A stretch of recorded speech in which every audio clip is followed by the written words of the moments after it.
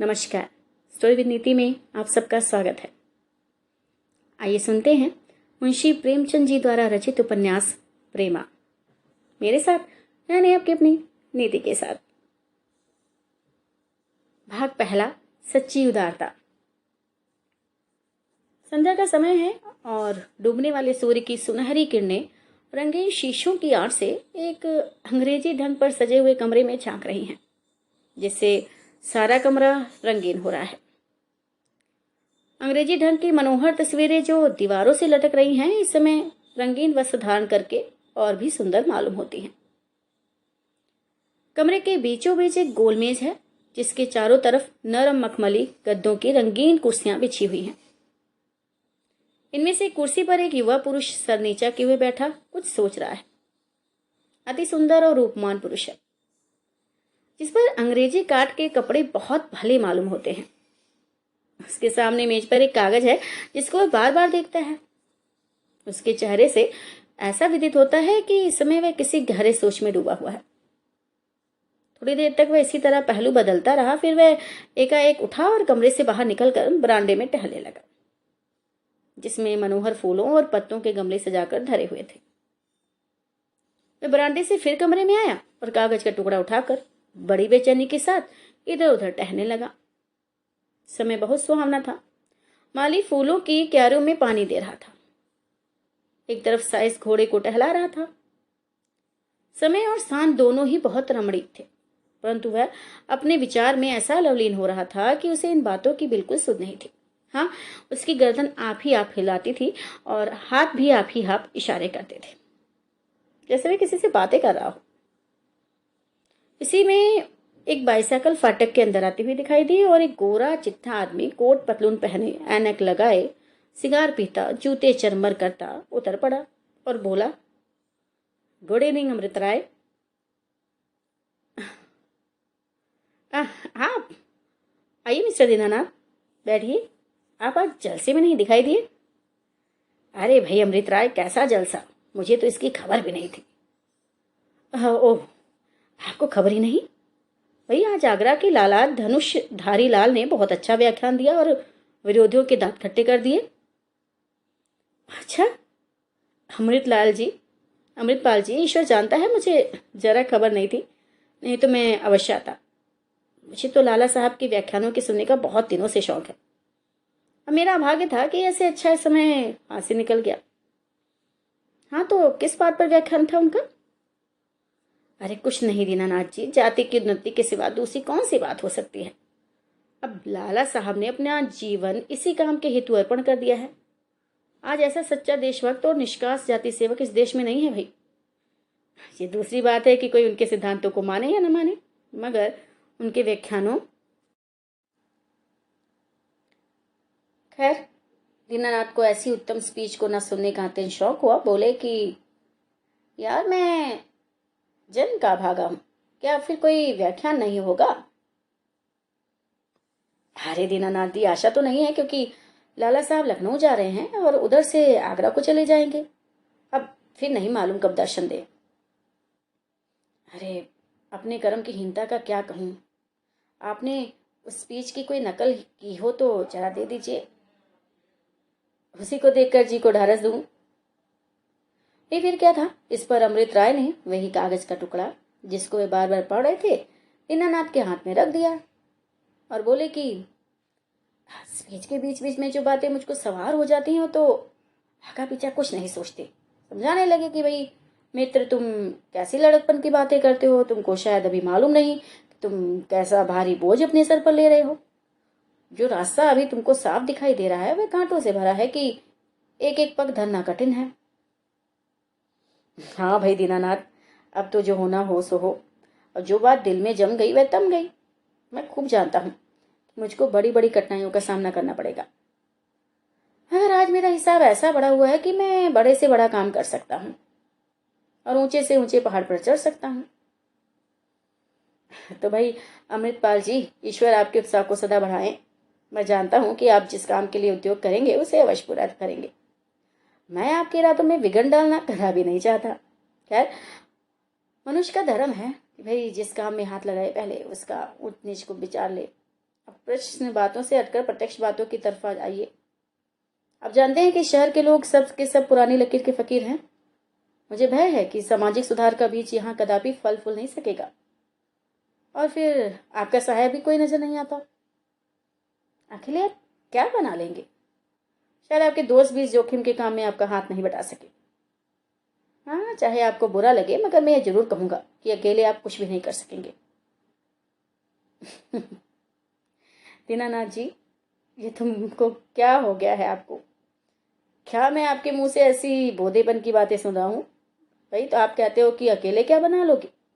भैया, अकेले आदमियों की कारगुजारियों से इतिहास भरे पड़े हैं। गौतम बुद्ध कौन था? बताइए बताइए। एक जंगल का बसने वाला साधु था ना? हाँ, जिसका सारे देश में कोई मददगार नहीं था भाई, मगर उसके जीवन ही में आधा हिंदुस्तान उसके पैरों पर सर धर चुका था। अब कितने प्रमाण दूं आपको? अकेले आदमियों से कौमों के नाम चल रहे हैं। कौमें मर गई, आज उनका निशान भी बाकी नहीं है, मगर अकेले आदमियों के नाम अभी तक जिंदा है।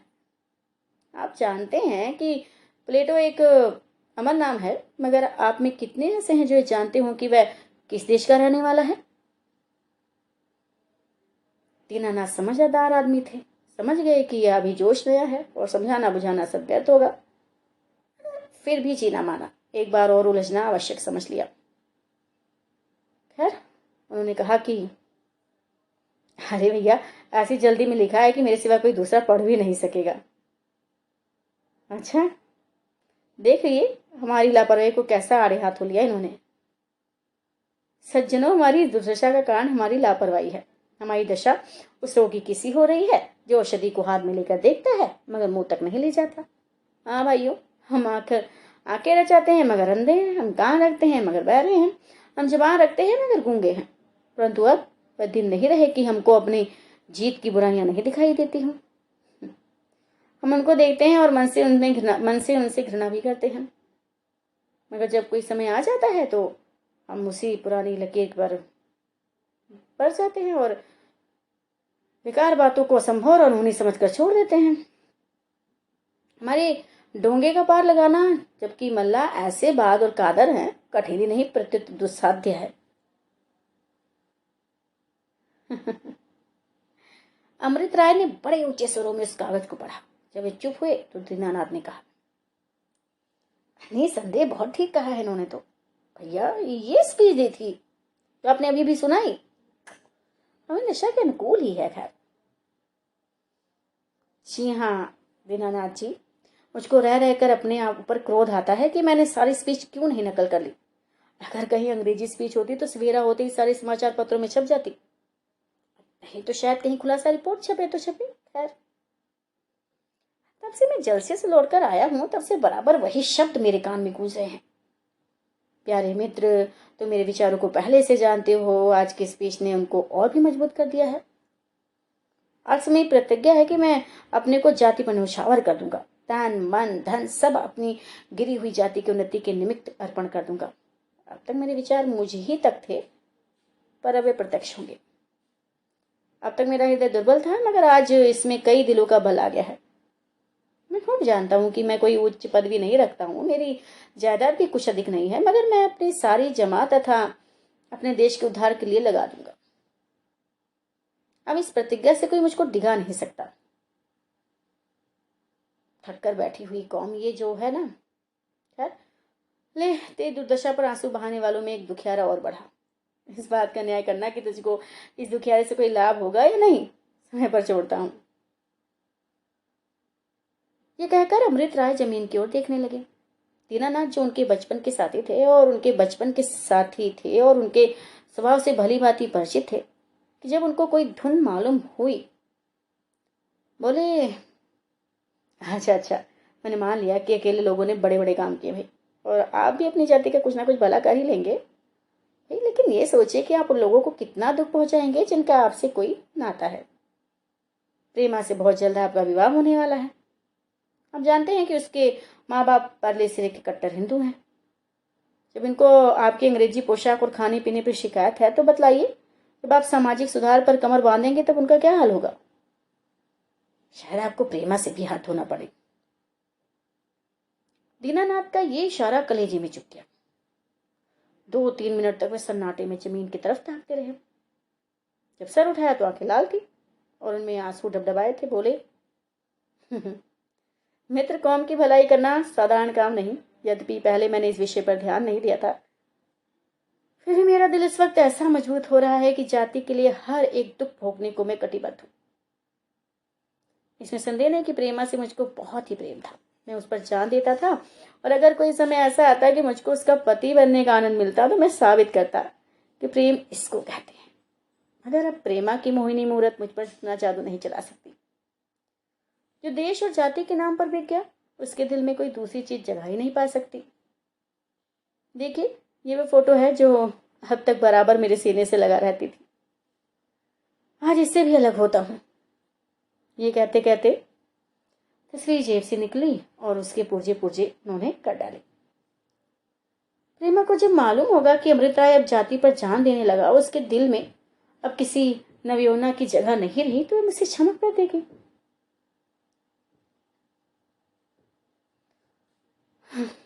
दीनानाथ, बड़े शौक की बात है कि तुमने उस सुंदरी की तस्वीर की यह दशा कर दी, जिसकी तुम खूब जानती हो कि तुम पर मोहित थी। जो तुम कैसे निठुर हो? ये वही सुंदरी है जिससे शादी करने का तुम्हारे वैकुंठवासी पिता ने आग्रह किया था, और तुमने खुद भी कई बार बात हारी है। भाई, क्या तुम नहीं जानते कि विवाह समय अब निकट आ गया है, और ऐसे वक्त में तुम्हारा इस तरह मुंह मोड़ लेना इस बेचारे के लिए बहुत ही शोकदायक होगा। इन बातों को सुनकर अमृत राय का चेहरा बहुत मलिन हो गया। शायद वे इस तरह तस्वीर के फाड़ देने का कुछ पछतावा करने लगे, मगर जिस बात पर अड़े थे उस पर अड़े ही रहे। इन्हीं बातों में सूर्यास्त हो गया, अंधेरा छा गया। दीनानाथ उठ खड़े हुए, अपनी बाईसाइकिल संभाली और चलते चलते कहा कि मिस्टर राय, कब सोच लो, अभी कुछ नहीं बिगड़ा है। आओ, आज तुमको गंगा की सैर करा लाए।